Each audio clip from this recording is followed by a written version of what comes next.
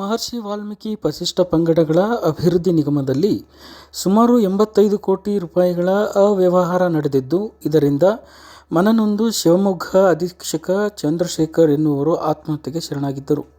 ಈ ವೇಳೆ ಅವರು ವಾಲ್ಮೀಕಿ ನಿಗಮದ ಈ ಅವ್ಯವಹಾರದಲ್ಲಿ ಎಂಡಿ ಜಿಜೆ ಪದ್ಮನಾಭ್, ಲೆಕ್ಕಾಧಿಕಾರಿ Parashuram Durgannavar, union bank manager Suchismita Rahul ಎಂಬುವರ ಪಾತ್ರವಿದೆ ಎಂದು ಡೆತ್ನೋಟ್ನಲ್ಲಿ ಉಲ್ಲೇಖಿಸಿದ್ದರು.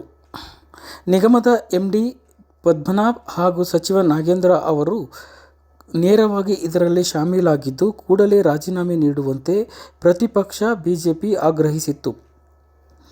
ಪ್ರತಿಭಟನೆ ನಡೆಸಿ ಸಿಎಂ ಮನೆಗೆ ಮುತ್ತಿಗೆ ಹಾಕುವ ಯತ್ನವೂ ಕೂಡ ಬಿಜೆಪಿ ಕಾರ್ಯಕರ್ತರು ಮಾಡಿದ್ದರು. ಈ ಪ್ರಕರಣ ಕುರಿತು ಇಂದು ಸುದ್ದಿಗೋಷ್ಠಿ ನಡೆಸಿ ಮಾಧ್ಯಮಗಳ ಜೊತೆ ಮಾತನಾಡಿದ ಅಹಿಂದ ಪರ ಹೋರಾಟಗಾರರಾದ ಚಳವಳಿ ರಾಜಣ್ಣ, ಹರಿರಾಮ್, ದಲಿತ ರಮೇಶ್ ಹಾಗೂ ಎಸ್ಆರ್ ನಾಯಕ್ ಪಾಲ್ಗೊಂಡು ಮಾತನಾಡಿ, ಪ್ರಕರಣದಲ್ಲಿ ಮಂತ್ರಿ ನಾಗೇಂದ್ರ ಪಾತ್ರ ಇಲ್ಲ, ಸುಮ್ಮನೆ ಬಿಜೆಪಿಯವರು ರಾಜೀನಾಮೆ ನೀಡಿ ಎಂದು ಹೇಳಿ ಒಬ್ಬ ದುರ್ಬಲ ಸಮುದಾಯದ ನಾಯಕ ನಾಗೇಂದ್ರ ಅವರನ್ನು ರಾಜಕೀಯವಾಗಿ ತುಳಿಯುವ ನಡೆಸುತ್ತಿರುವ ಹುನ್ನಾರ ಇದು. ಕೂಡಲೇ ಸಿಎಂ ಸಿದ್ದರಾಮಯ್ಯ ಬಿಜೆಪಿಯವರ ಒತ್ತಡಕ್ಕೆ ಮಣಿದು ನಾಗೇಂದ್ರ ಅವರ ರಾಜೀನಾಮೆ ಪಡೆಯಬಾರದು ಮತ್ತು ತನಿಖೆ ನಡೆದು ಸತ್ಯಾಸತ್ಯತೆ ಹೊರಬರಲಿ. ಆಗ ಸಚಿವರ ಕೈವಾಡ ಇದ್ದರೆ ಕೂಡಲೇ ತಲೆದಂಡ ಆಗಲಿ, ಅದಕ್ಕೆ ನಮ್ಮ ವಿರೋಧ ಇಲ್ಲ ಎಂದು ಸರ್ಕಾರಕ್ಕೆ ಹಾಗೂ ಸಿಎಂ ಸಿದ್ದರಾಮಯ್ಯ ಅವರಿಗೆ ಮನವಿ ಮಾಡಿದ ಚಳವಳಿ ರಾಜಣ್ಣ ಅವರು, ಒಂದು ವೇಳೆ ನಾಗೇಂದ್ರ ಅವರ ರಾಜೀನಾಮೆ ಪಡೆಯಲು ಸಿಎಂ ಸಿದ್ದರಾಮಯ್ಯ ಮುಂದಾದರೆ ಅವರನ್ನು ದುರ್ಬಲ ಸಿಎಂ ಎಂದು ಕರೆಯಲಾಗುವುದು ಮತ್ತು ಉಗ್ರ ಹೋರಾಟವನ್ನು ನಡೆಸಲಾಗುವುದು ಎಂದು ಇದೇ ಸಂದರ್ಭದಲ್ಲಿ ಎಚ್ಚರಿಕೆ ನೀಡಿದರು. ಒಬ್ಬ ದುರ್ಬಲ ವರ್ಗದ ನಾಯಕರ ಮೇಲೆ, ದುರ್ಬಲ ವರ್ಗದ ಸಮುದಾಯಗಳ ಮೇಲೆ ಅವ್ರದ್ದು ಯಾವಾಗಲೂ ದಾಳಿಗಳಿದ್ದಿದ್ದೆ.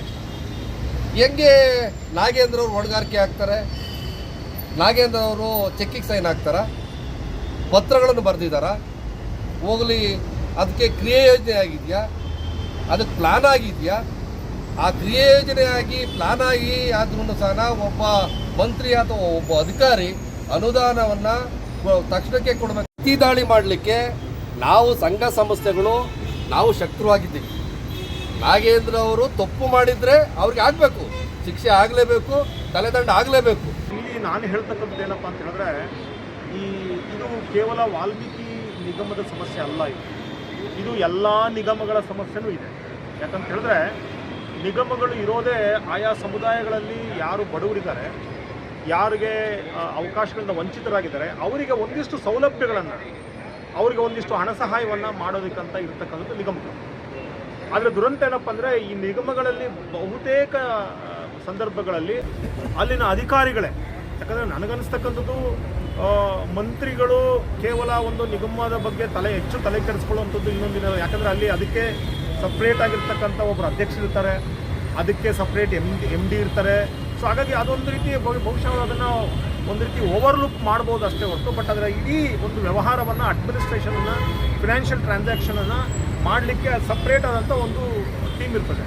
ಹಾಗಾಗಿ ಏನಾಗುತ್ತೆ ಅಂತ ಹೇಳಿದ್ರೆ, ಸಾಮಾನ್ಯವಾಗಿ ನಾನು ಮೊದಲೇ ಹೇಳಿದಾಗ ಎಲ್ಲ ನಿಗಮಗಳಲ್ಲಿ ಅಧಿಕಾರಿಗಳು ಬಹಳಷ್ಟು ಸಂದರ್ಭಗಳಲ್ಲಿ ಹಣವನ್ನು ದುರುಪಯೋಗ ಪಡಿಸ್ತಕ್ಕಂಥದ್ದು ಈಗಾಗಲೇ ಬಹಳ ಸರಿ ನೋಡಿದ್ವಿ. ನನಗನ್ಸುತ್ತೆ ಹಾಗೆ ಇದು ಕೂಡ ಅಧಿಕಾರಿಗಳ ಬೇಜವಾಬ್ದಾರಿತನ ಮತ್ತು ಲಂಚ್ಕೋರತನ ಇದಕ್ಕೆ ಎಡೆ ಮಾಡಿಕೊಟ್ಟಿದೆ. ಇವತ್ತು ಅದಕ್ಕೊಬ್ಬರು ಬಲಿ ಕೂಡ ಆಗಿದ್ದಾರೆ. ಮತ್ತು ಆತ್ಮಹತ್ಯೆ ಮಾಡಿಕೊಂಡ ಸಂದರ್ಭದಲ್ಲಿ ಆತ ಬರೆದಿರ್ತಕ್ಕಂಥ ಪತ್ರದಲ್ಲಿ, ಯಾಕಂದರೆ ನಾವು ಇಲ್ಲಿಯವರೆಗೂ ಕೂಡ ನಾವು ಯಾವತ್ತೂ ಕೂಡ ಹೋರಾಟಗಾರರು ಒಂದು ವಿರೋಧ ಪಕ್ಷದ ರೀತಿಯಲ್ಲೇ ನಾವು ಯಾರೇ ಬಂದಾಗ ಅದನ್ನ ವಿರೋಧ ಮಾಡ್ಕೊಂಡು ಬಂದಿರ್ತಕ್ಕಂಥದ್ದು. ಈಗಲೂ ಕೂಡ ಅಷ್ಟೇ, ಈ ಪ್ರಕರಣದಲ್ಲಿ ಯಾರ್ಯಾರು ತಪ್ಪಿತಸ್ಥರಿದ್ದಾರೆ, ಅವ್ರು ಯಾರ್ಯಾರು ತಪ್ಪಿತಸ್ಥರಿದ್ದಾರೆ ಅಂತೇಳಿ ನಮ್ಮ ಏನೋ COD ಇವತ್ತು ತನಿಖೆ ಮಾಡಿ ಹೇಳ್ತದೆ, ಅವ್ರಿಗೆ ಕಾನೂನಾತ್ಮಕವಾಗಿ ನಮ್ಮ IPC ಸೆಕ್ಷನ್ಗಳಲ್ಲಿ ಏನಿದೆ ಅದರ ರೀತಿಯಲ್ಲಿ ಅವ್ರಿಗೆ ಶಿಕ್ಷೆ ಆಗಬೇಕಾಗುತ್ತೆ. ಅದರಲ್ಲಿ ಮಂತ್ರಿಗಳು ನಾಗೇಂದ್ರ ಅವರು ಕೂಡ ಇನ್ವಾಲ್ವ್ ಆಗಿದ್ದಾರೆ ಅಂದರೆ ಅವ್ರಿಗೂ ಮುಲಾಜಿಲ್ಲ, ಅವ್ರಿಗೂ ಕೂಡ ಶಿಕ್ಷೆ ಆಗಬೇಕಾಗ್ತದೆ. ಆದರೆ ಒಂದೇನಪ್ಪ ಅಂದರೆ, ಅದರಲ್ಲಿ ನಾನು ಅಬ್ಸರ್ವ್ ಮಾಡ್ದಂಗೆ ಅದು ಆ ಲೆಟರಲ್ಲಿ, ಸುಸೈಡ್ ಲೆಟರಲ್ಲಿ ಸ್ಪಷ್ಟವಾಗಿ ಹೇಳ್ತಾರೆ. ಅವ್ರು ಏನಪ್ಪ ಅಂದರೆ, MD ಅವರು ನನಗೆ ಹೇಳಿದರು, ನನಗೆ ಮಂತ್ರಿಗಳು ಮೌಖಿಕವಾಗಿ ಹೇಳಿದ್ದಾರೆ, ಹಾಗಾಗಿ ಒತ್ತಡ ಇತ್ತು ಅಂತ. ಅಂದರೆ ಅದು ಹೇಳೋ ಮುಖಾಂತರನೇ ಅಲ್ಲಿ ಏನೋ ಒಂದಿಷ್ಟು ಗೊಂದಲ ಇದೆ. ಅಂದರೆ ನೇರವಾಗಿ ಇಲ್ಲಿ ಮಂತ್ರಿಗಳು ಇದಾರೋ ಇಲ್ಲವೋ ಅನ್ನೋದು ತನಿಖೆ ಆಗಬೇಕು. ನಾನು ಇದಾರೋ ಇಲ್ವೋ ಅಂತ ಹೇಳೋದಿಲ್ಲ, ನಾನು ತನಿಖೆ ಆಗಬೇಕು. ಬಟ್ ಇಲ್ಲಿ ಸ್ಪಷ್ಟವಾಗಿ ಗೊತ್ತಾಗುತ್ತೆ, ಇದರಲ್ಲಿ ಮಂತ್ರಿಗಳಿಗಿಂತ ಅಧಿಕಾರಿಗಳು ನೇರವಾಗಿ ಇನ್ವಾಲ್ವ್. ಅಂದರೆ ಅವ್ರು ಹೇಳಿರೋದು ಒಬ್ಬ ಅಧಿಕಾರಿ MD, ಅಂದರೆ ಮಂತ್ರಿಗಳ ವೈಫಲ್ಯನ ಅಧಿಕಾರಿಗಳು ಮಾತ್ರ ಯಾರು ಹಂಗಲ್ಲ ನಾನು ಹೇಳ್ತಾ ಇರ್ತಕ್ಕಂಥದ್ದು ಒಬ್ಬ ಮಂತ್ರಿ ಈಗ ಏನಾದರೂ ಹೇಳ್ಬೇಕಾಗಿದ್ರೆ ಒಂದು ಅವರು ರೈಟಿಂಗಲ್ಲಿ ಕೊಡಬೇಕು ಸಾಮಾನ್ಯವಾಗಿ. ಆಮೇಲೆ ಇದು ಒಂದು ನಾನು ನನ್ನ ಪ್ರಾಕ್ಟಿಕಲ್ ಎಕ್ಸಾಂಪಲ್ ಹೇಳ್ತೀನಿ.